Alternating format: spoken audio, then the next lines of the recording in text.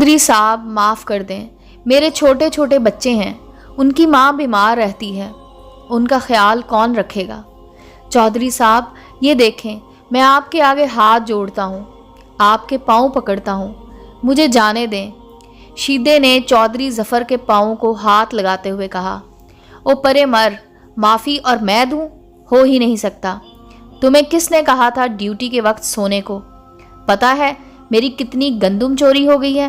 اس کا حساب تیرے آنے والی اگلی 7 نسلیں بھی نہیں دے سکتی، تو جی کر کیا کرے گا؟ چودھری نے اپنے پاؤں سے شیدے کو دھکا دے کر زمین پر گراتے ہوئے کہا، اور خود چارپائی پر بیٹھ کر اپنے نوکروں کو حکم دیا، جاؤ اسے کھیتوں میں عارضی کمرہ بنایا تھا گندم رکھنے کے لیے، وہاں بند کر کے آگ لگا دو۔ میری گندم چوری ہوئی ہے، اسے بھی ایسی سزا ملنی چاہیے تاکہ سب عبرت پکڑیں۔ چودھری ظفر کی دی ہوئی نوکری میں خیانت کرنے کا انجام کیا ہوتا ہے؟ چودھری نے للکارتے ہوئے کہا، چھوٹا سا کمرہ جو لکڑیوں کی مدد سے عارضی طور پر بنایا تھا، اسے سڑک کے کنارے چودھری کے کھیت میں ہی بنایا تھا تاکہ گندم ایک ساتھ لے جانے میں آسانی ہو۔ آس پاس گاؤں کے سارے لوگ کھڑے تماشا دیکھ رہے تھے، پر کوئی بھی شیدہ کا ساتھ دینے کو تیار نہ تھا۔ چودھری ظفر نے گاؤں کے زیادہ تر لوگوں کو سود پر قرض دے کر نہ صرف ان کو بلکہ ان کے آنے والی نسلوں کو بھی اپنی غلامی میں لے لیا تھا۔ شیدہ بھی اسی غلامی کی زنجیر میں پھنس چکا تھا۔ شیدہ کے 4 بیٹے اور بیوی تھی۔ چاروں کو ہوش سنبھالتے ہی چودھری ظفر کی زمینوں پر محنت مزدوری کے لیے جانا پڑا تھا۔ گرمیاں زور و شور پر تھی، ہر طرف گندم کی کٹائی ہو رہی تھی۔ راتوں کو گندم چوری ہونے کے ڈر سے لوگ جاگتے رہتے۔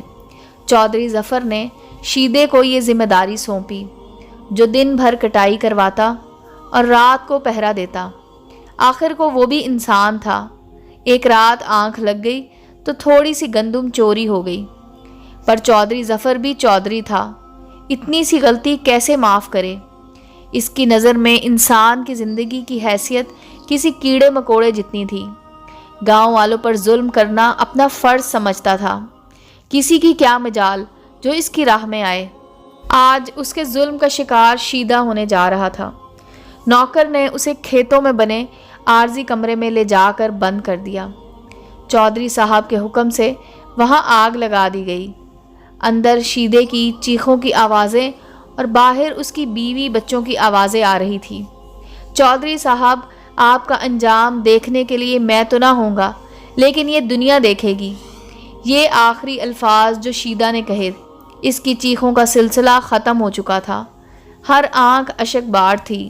چودھری صاحب خوب مزے سے تماشا دیکھ رہے تھے۔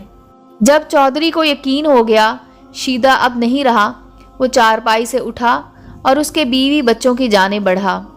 ایک نظر ان کو مسکرا کر دیکھا اور پھر نوکروں کو حکم دیا، 3 دن کا کھانا ہماری طرف سے ہوگا۔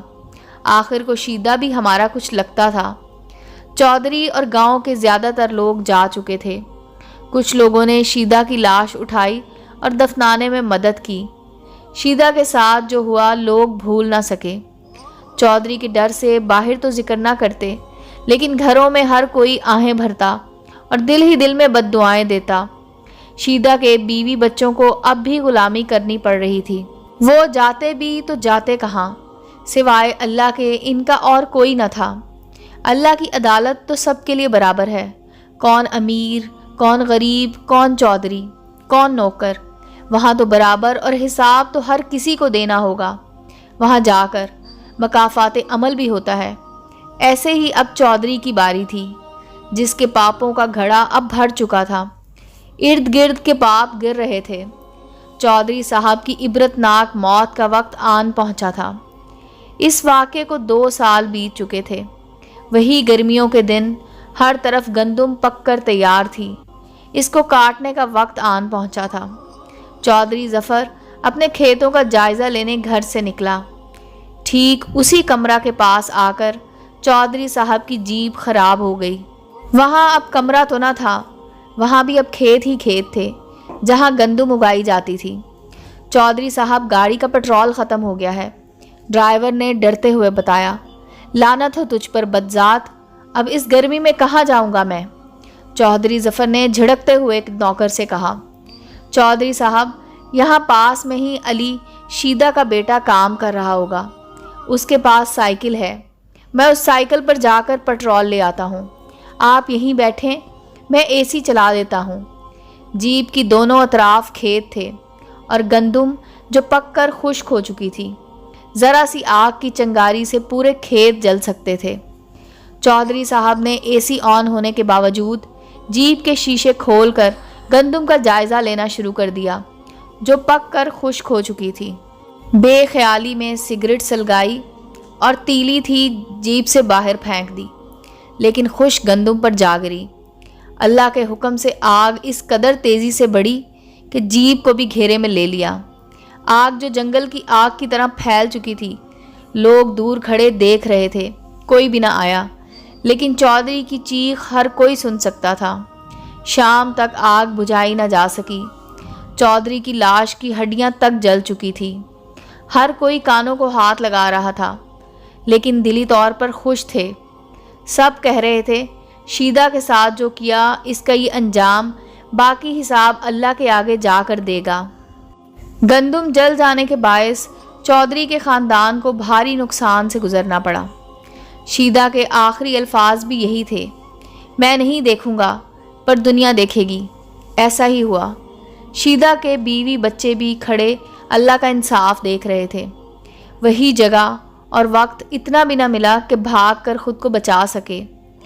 आग सिगरेट की वजह से लगी या कैसे, किसी को कुछ नहीं पता। ये तो खुद से अंदाज़ा लगा लिया गया क्योंकि चौधरी सिगरेट नोशी करता था।